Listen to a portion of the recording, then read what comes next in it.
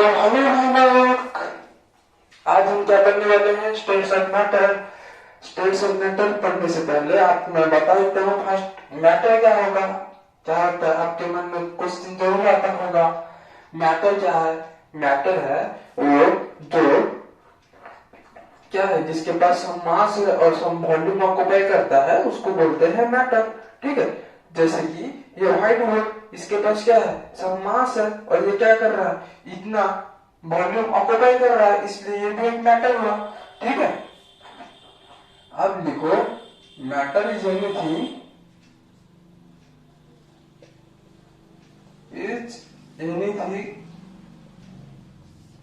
which has some mass and occupy some volume। ठीक है, अब क्या होता है? मैटर के डिफरेंट स्टेट्स भी होते हैं। ठीक है, मैटर ये क्या है? आपको पता होगा मैटर के 5 स्टेट के बारे में। क्या? सॉलिड, लिक्विड, गैसियस, बोर फाइन स्टेट और plasma state. But generally we know 3 states of matter. ठीक है, जनरली मैटर has 3 टाइप्स। तो क्या क्या होता है? तो मैटर के पास कितने टाइप्स होते हैं? 3 टाइप्स होते हैं। फर्स्ट होता है सॉलिड स्टेट, 3 स्टेट्स।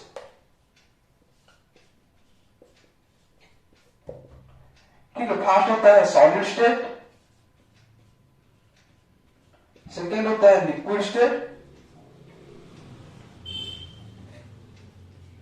और थर्ड होता है गैसियस स्टेट।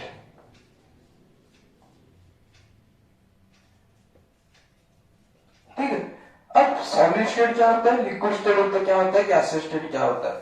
ठीक है, जैसे अपन लोग एक दीवार बनाने के लिए ईंट को जोड़ कर दीवार बनाते हैं, वैसे ही ये मैटर सब अपने को बनाने के लिए क्या करते हैं? अपने स्मॉल स्मॉल मॉलिक्यूल से जुड़ते हैं। ठीक है, जैसे कि ये सॉलिड, ये मैटर है, सॉलिड है। ठीक है, ये किस तरीके से बना है? इसके अंदर जो पार्टिकल होते हैं वो क्लोजली अरेंज होते हैं, इसलिए ये क्या है? सॉलिड है। और ये क्लोजली क्यों पैक्ड है? ये क्यों क्लोजली पैक्ड है? इनके अंदर इंटरमॉलिक्यूलर फोर्स ऑफ अट्रैक्शन ज्यादा है, इसलिए वेरी क्लोजली पैक्ड है। ठीक है, क्या दूंगा? इन this state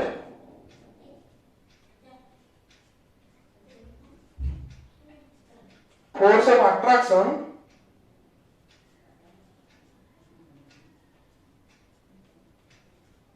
between molecules very high, so मेरे इनके अंदर क्या फोर्स ऑफ अट्रैक्शन ज्यादा है, so they are attraction between molecules or constant particles, so they are tightly packed। किस तरीके से पैक होते हैं? सो दे आर टाइटली पैक्ड। अब आते हैं लिक्विड स्टेट। लिक्विड स्टेट में क्या होता है? लिक्विड स्टेट में इनके अंदर जो मॉलिक्यूल्स होते हैं उनके अंदर फोर्स ऑफ अट्रैक्शन इतना ज्यादा नहीं होता है सॉलिड स्टेट के मुकाबले, थोड़ा कम होता है, इसलिए थोड़ा क्या दूर दूर प्रेजेंट होते हैं। तो इसलिए अपन इसे लिख सकते हैं लिक्विड स्टेट में क्या होता है? In this state force of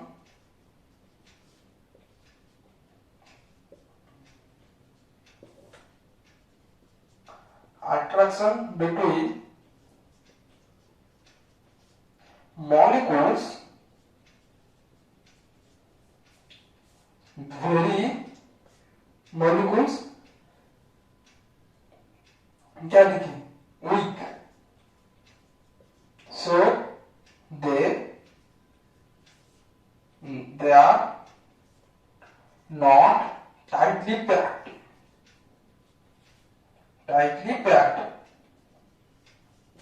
अब आते हैं गैसियस स्टेट। गैसियस स्टेट में क्या होता है, इनके अंदर फोर्स ऑफ अट्रैक्शन मॉलिक्यूल्स के अंदर बहुत कम होता है, इतने कि इसे नेग्लिजिबल भी कर सकते हैं अपन, ठीक है। इन दिस स्टेट, इसलिए ये सब कैसे मूव करते हैं, रैंडमली मूव करते हैं, जिधर बैठे उधर चले जाते हैं, इनका कोई नहीं है। In this state force of attraction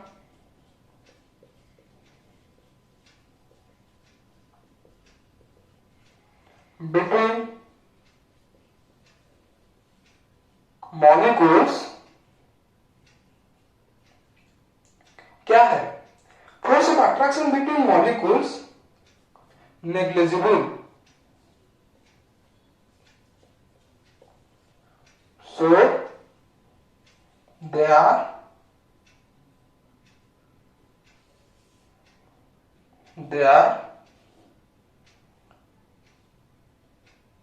very loosely packed।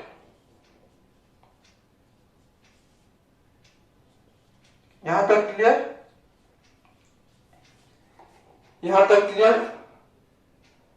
अब देखो सॉलिड स्टेट में क्या हुआ, सॉलिड स्टेट के अंदर हुआ, इनके अंदर कांस्टेंट पार्टिकल्स क्या होते हैं, उनके अंदर अट्रैक्शन बहुत ज्यादा होता है, बहुत टाइटली पैक्ड होता है, इसलिए लिक्विड स्टेट में उनके अंदर फोर्स ऑफ इंटरमॉलिक्यूलर अट्रैक्शन कम होता है as compared to solid state. But gaseous state में क्या होता है, टोटल फोर्स ऑफ अट्रैक्शन होता है मगर बहुत कम, इसलिए हम नेग्लिजिबल मान लेते हैं। इसलिए गैस के पार्टिकल्स को क्या करते हैं, रैंडमली मूव करते हैं। अब यहां तक पूरा क्लियर हो गया होगा आई थिंक।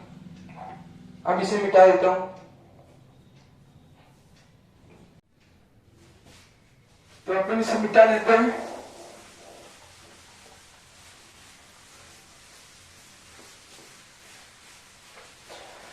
अब अपन गैस के पैरामीटर्स के ऊपर चलेंगे, ठीक है। गैस की क्या होती है, gas consist 4 parameters, gas consist 4 parameters, ठीक है। 4 पैरामीटर्स क्या होता है, फर्स्ट होता है प्रेशर ऑफ गैस,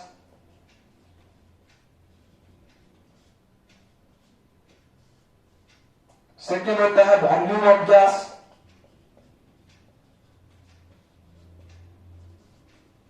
थर्ड होता है प्रेशर या वॉल्यूम या टेम्परेचर,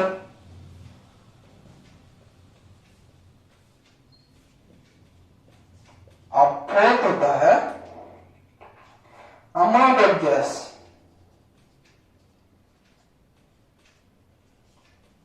और number of moles of gas, ठीक है।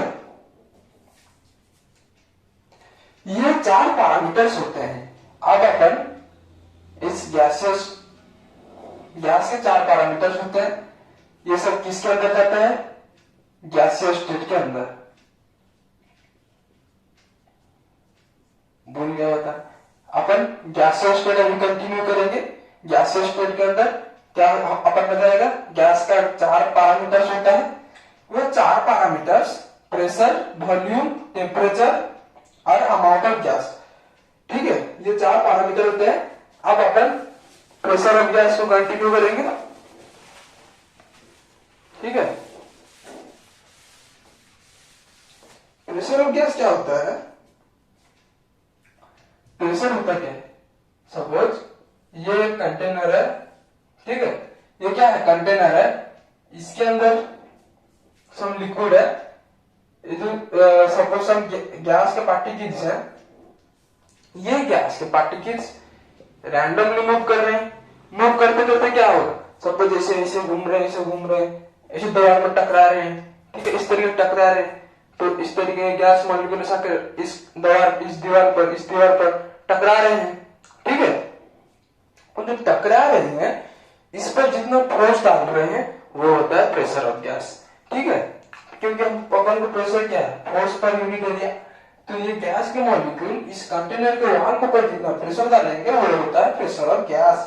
ठीक है, तो प्रेशर ऑफ गैस क्या लिख सकते हैं अपन, this is gases to exert pressure, gases do exert pressure। किस तरीके से प्रेशर एक्सर्ट करेगा, ड्यू टू, आप खुद लिखो यार, ड्यू टू collision of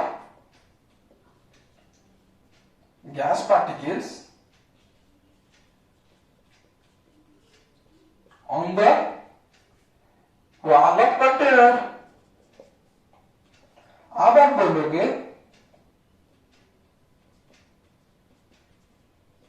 हमारे ऊपर गैस कैसे प्रेशर डाल रहा है। अरे देखो, गैस का पार्टिकल यहाँ पे क्या कर रहे हैं, रैंडमली मूव कर रहे हैं। मूव करते करते क्या होगा, उन वहां के हमारे साथ क्या करेंगे, कॉलिजन करेंगे। हमारे साथ कॉलिजन किया तो हमारे ऊपर क्या डाला, फोर्स डाला। तो उनके लिए हमारे ऊपर जो फोर्स डाला उनके लिए अपन क्या होगा, एक एरिया होगा। एरिया के ऊपर फोर्स डालना उसी को ही बोलते हैं ना प्रेशर।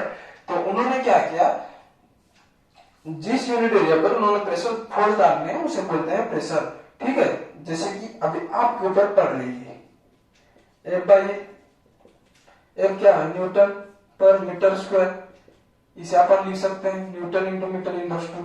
ठीक है, यूनिट कन्वर्जन, आपको यूनिट एंड डायमेंशन के लिए एक वीडियो डाल दिया है, उसको आप देख सकते हो अगर नहीं आते सब तो। अब अपन इसके बारे में जाएंगे, इसकी एसआई यूनिट होती है। ठीक है, प्रेशर की एसआई यूनिट क्या होती है, pascal, not pascal but pascal. SI unit क्या होती है, पास्कल। ठीक है, पास्कल, पास्कल, इसकी एसआई यूनिट होती है पास्कल। अब अपन इसको मेजर किया जाता है गैस का प्रेशर। अब अपन इसके बारे में चलेंगे, एटमॉस्फेरिक प्रेशर के बारे में। ठीक है, यहां तक क्लियर। अब अपन एटमॉस्फेरिक प्रेशर के बारे में चलेंगे।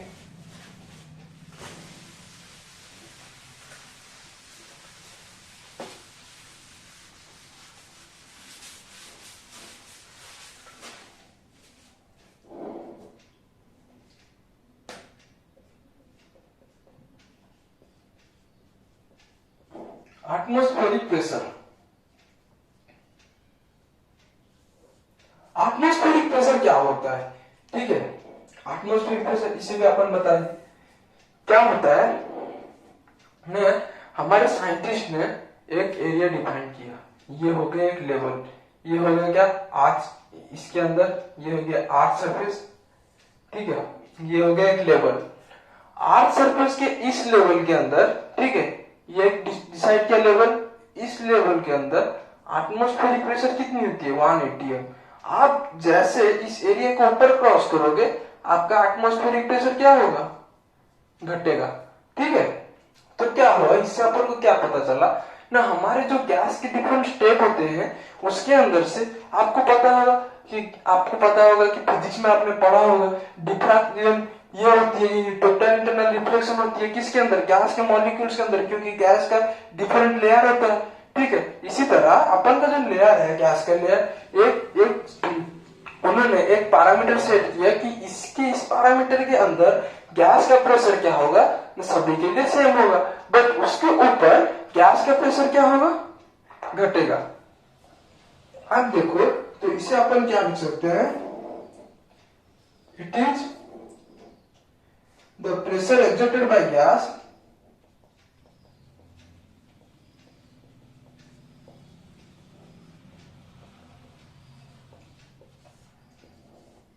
it is the pressure exerted by gas present किसके प्रेजेंट में, एटमॉस्फेयर, प्रेजेंट एट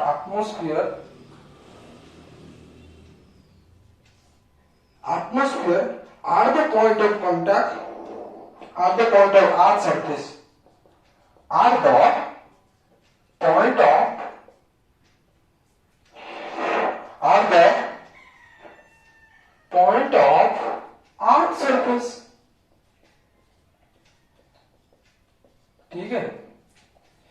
मेजर किया जाता है, इट इज मेजर्ड बाय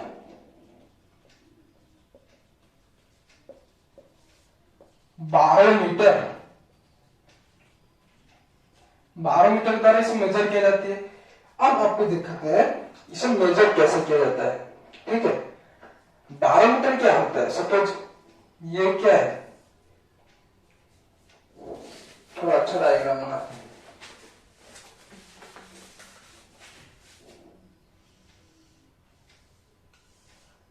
ठीक है, इसके अंदर गैस के मॉलिक्यूल्स,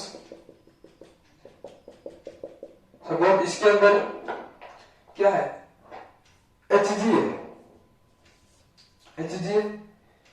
Hg क्या है, इसके अंदर भरपूर Hg। एटमॉस्फेरिक प्रेशर कैसे डिफाइन करते हैं? देखो, ये Hg इसके अंदर है। उन्होंने क्या किया, एक वैक्यूम ट्यूब लाया, उसे इस तरीके से लगा दिया। ये क्या है, वैक्यूम ट्यूब। वैक्यूम ट्यूब आया, इस तरीके से इधर रखा। उन्होंने देखा ये क्या है, टोटल सील है। इधर आप देखोगे, इधर पड़ रही है, सॉरी 1 एटमॉस्फेरिक प्रेशर, इधर पड़ रही है 1 एटमॉस्फेरिक प्रेशर। तो ये देखो, बीच में रखते वैक्यूम, इधर 1 एटमॉस्फेरिक प्रेशर, इधर 1 एटमॉस्फेरिक प्रेशर। आप देखो कोई सा भी चीज को दो तरफ से फोर्स डालोगे, ठीक है, क्या करोगे, दो साइड से फोर्स डालोगे तो उसका बीच का पोर्शन क्या होगा, ऊपर उठेगा। तो इसका बीच का पोर्शन ऊपर उठा कितना लेवल तक, 76 सेंटीमीटर तक। 76 सेंटीमीटर तक ये ऊपर गया। ठीक है, अब मर्क्यूरी लिया तो उन्होंने देखा 76 मीटर तक ऊपर गया। मर्क्यूरी की डेंसिटी क्या है, डेंसिटी को रो लिख सकते हैं अपन 13.6 ग्राम पर क्यूबिक सेंटीमीटर। अब उन्होंने क्या देखा, मर्क्यूरी उठी तो अपन उन्होंने देखा 1 atmospheric pressure is equal to कितना हो रहा है, 76 सेंटीमीटर ऑफ Hg। ये हो रहा है कि नहीं हो रहा है। अब इसे डिफाइन कैसे करेंगे, इसे डिराइव कैसे करेंगे, इसकी फॉर्मूला, चलो इसकी फॉर्मूला भी अपन अब डिराइव करेंगे। ठीक है, आपको क्या पता है, प्रेशर क्या है, फोर्स अपॉन एरिया। फोर्स क्या है, नीचे पड़ रहा है, mass into gravity, mass into gravity पर एरिया। आपको डेंसिटी क्या पता है, मास बाय वॉल्यूम। तो मास क्या होगा, density into volume, density into volume upon g by A. Volume क्या होता है बताओ, वॉल्यूम क्या होता है, वॉल्यूम होता है एरिया अपॉन हाइट, क्योंकि ये क्या है, सिलेंडर है। Area upon height, area upon height rho into g upon area. Area area से मर गया तो pressure is equal to rho g h. ठीक है, तो प्रेशर कितना निकला, रो जी एच। इसी तरीके से प्रेशर डिफाइन करते हैं। अब आपको इसमें कोई परेशानी नहीं हुई होगी। ठीक है, इस तरीके से ये फॉर्मूला हम अपन नहीं रटेंगे, बल्कि डिराइव करेंगे, खुद डिराइव किया, अपन खुद अपने से डिराइव किया। ठीक है, अब इसे मिटा देते हैं।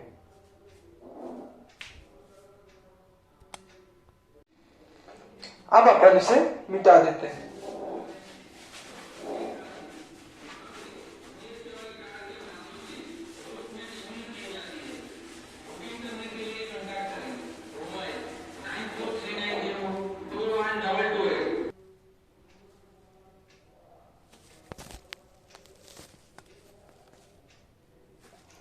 अब अपन इसे मिटा देते हैं।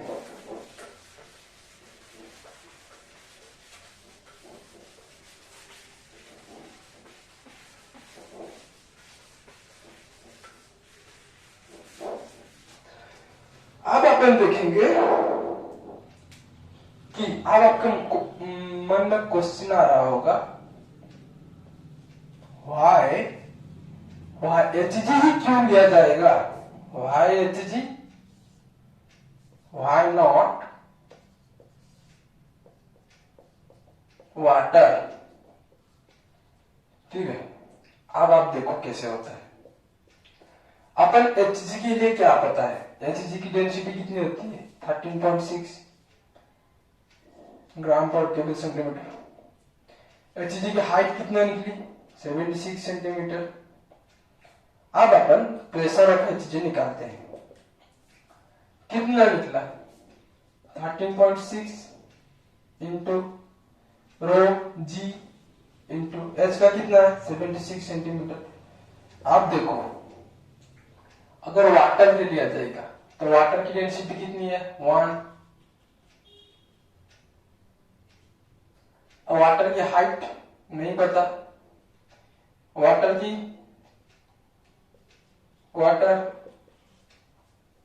अपन लिख सकते हैं इसको H2O, रो जी, रो को पता है ना 1 इंटू जी इंटू एच। अब देखो ये आर्थ सरफेस पर है, ये आर्थ सरफेस है, ये कितना प्रेशर डाल रहा है 1 atm, ये कितना प्रेशर एक्सर्ट कर रहा है 1 atm। तो ये प्रेशर क्या हुआ इक्वल हुआ। अब अपन क्या कर सकते हैं, pressure of Hg equal to pressure of H2O, 13.6 into G into 76 is equal to 1 into g into h. अब देखो G से G मर गया, H का वैल्यू कितना आएगा 1000, इसको कैलकुलेशन करने होगा 1033 सेंटीमीटर और 13.33 मीटर, ये आएगा इसका हाइट। मतलब आपको अगर प्रेशर मेजर करनी है तो इतने हाइट की वाटर वैक्यूम ट्यूब चाहिए। अब इतने हाइट की वैक्यूम ट्यूब अपन अफोर्ड नहीं कर सकते, इसलिए हमने क्या लिया, अगर हमारा काम 76 सेंटीमीटर में हो सकता है, हम क्यों अप्रोक्स लगभग आप इसे 10 मीटर ही रखिए, 10 मीटर हाइट का अब अपन क्यों लेकर आएंगे ट्यूब, ठीक है। अब इसे मिटाकर कुछ न्यूमेरिकल करते हैं।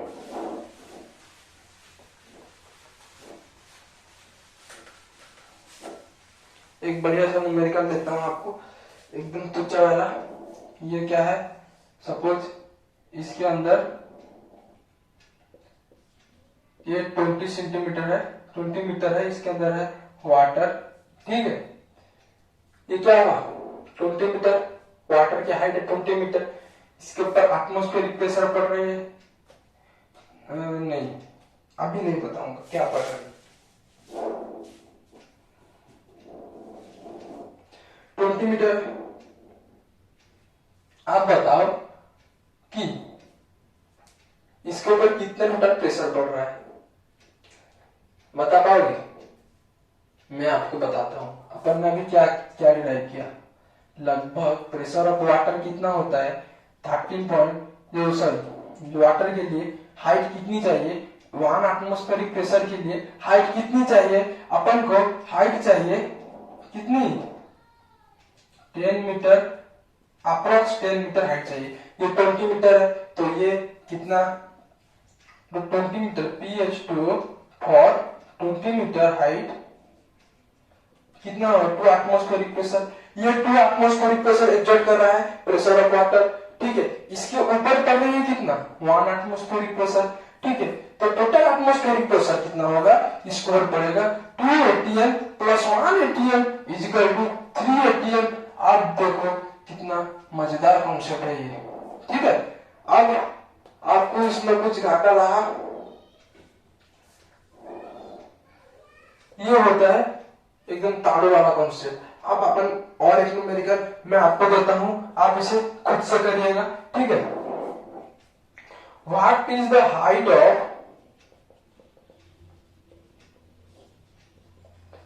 ऑफ इथानॉल, ठीक है, height of tube, vacuum tube if we put in ethanol, ठीक है। इथेनॉल के अंदर पुट किया जाएगा तो इसका हाइट कितनी होगी, याद रखिए डेंसिटी इसकी इथेनॉल की होती है कितनी, लगभग 6.8 ग्राम पर क्यूबिक सेंटीमीटर, ठीक है। अब इसे फिर से कैलकुलेट कीजिए, कैसे कैलकुलेट करेंगे, आपको प्रेशर ऑफ एचजी पता है, equal to pressure of ethanol. अब इस तरीके से आप हाइट कैलकुलेट कर सकते हैं, जैसे अपन ने वाटर का कैलकुलेट किया था, इसके भी हाइट कर सकते हैं, ठीक है। अब आप कैलकुलेट कीजिए कि इसका आंसर आ जाएगा लगभग, आप खुद से ट्राई करिएगा, 1.52 मीटर, ठीक है। अब यहां तक क्लियर हो गया होगा। और देखो इसे आप ट्राई कीजिए खुद से, होमवर्क। अब देखिए अपन को क्या पता है, 1 atmospheric pressure is equal to 10⁵ pascal, ये आपको याद रखना है, ठीक है। ये क्या करना है, याद रखना है।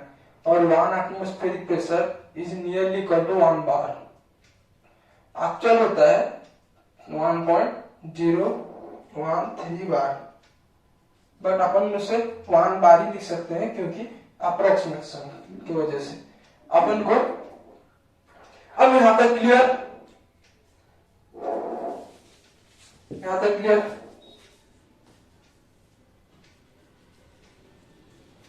अब इसे मिटा दें।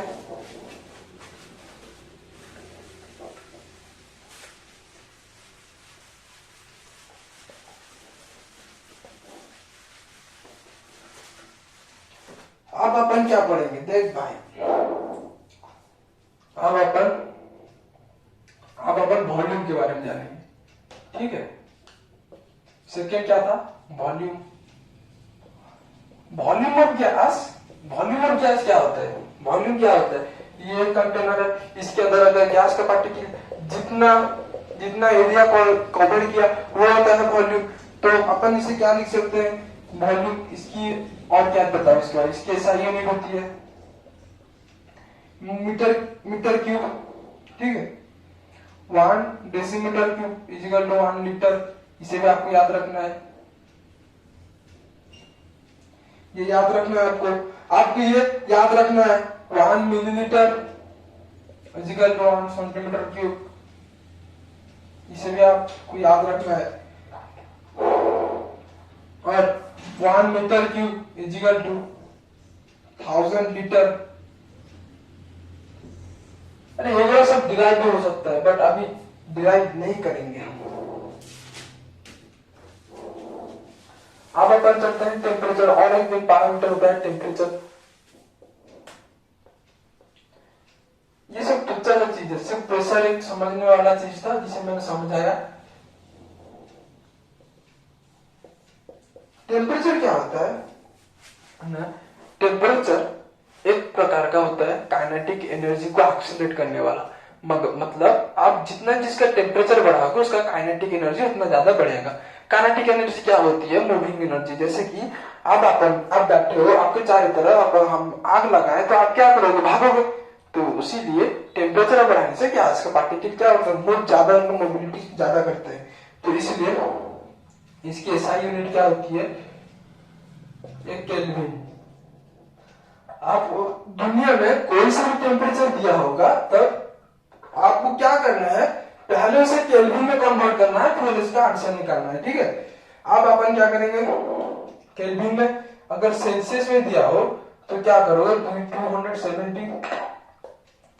हाउ टू कन्वर्ट सेल्सियस को, डिग्री सेल्सियस को कैसे केल्विन में कन्वर्ट करते हैं, ठीक है। डिग्री सेल्सियस को कैसे केल्विन में कन्वर्ट करते हैं ना, 270 डिग्री सपोज दिया है अपन, 270 degree, 273 degree, 273 plus degree of Celsius equal to kelvin निकल जाएगा। जितना मतलब सपोज दिया है convert 37 degree Celsius to kelvin, कितना 37, 273 plus 37 equal to 310 degree of kelvin, ये हो जाएगा 310 केल्विन। अब इस तरीके से आप अपन टेम्परेचर कैलकुलेट कर सकते हैं। अब फोर्थ क्या था, number of moles. Number of moles के लिए क्या करना है आपको पता होगा। नंबर ऑफ मोल्स कैसे निकालेंगे ना, N is equal to given weight by molecular weight. ये आपका नंबर ऑफ मोल्स निकल जाएगा, ठीक है। अब इसमें आपकी टोटल नेक्स्ट क्लास में अपन Boyle's law, Charles law continue करेंगे, उनको लेकर रिलेटेड ग्राफ कंटिन्यू करेंगे, ठीक है। अब इसे आई थिंक आप सब इसे अच्छे से समझ लिया होगा।